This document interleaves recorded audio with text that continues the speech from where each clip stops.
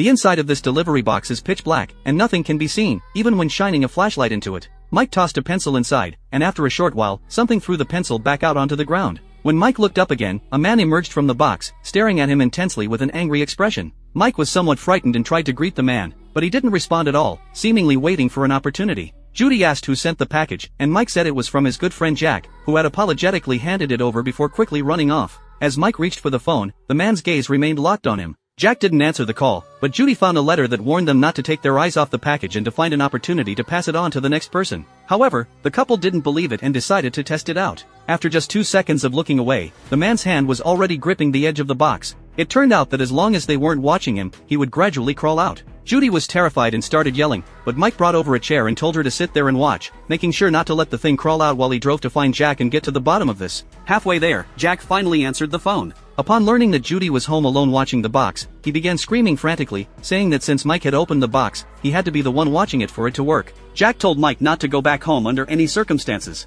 But how could Mike bear to leave his beautiful Judy behind? As soon as he walked through the front door, he discovered that the light switch had been broken and the chair was knocked over, with Judy nowhere to be found. Mike heard a noise from the basement and went downstairs, only to find the shower running in the bathroom. Upon closer inspection, the man from earlier was actually taking a shower. Mike backed away in terror, but when he turned around, there were 4 more people with indiscernible faces standing at the top of the stairs, completely drenched. They must have just crawled out of the box. To make matters worse, whenever Mike's gaze shifted away, those 4 individuals would inch closer and closer. The problem was, if he kept his eyes on the stairs, he couldn't watch the bathroom, and the man in there was also continuously approaching him.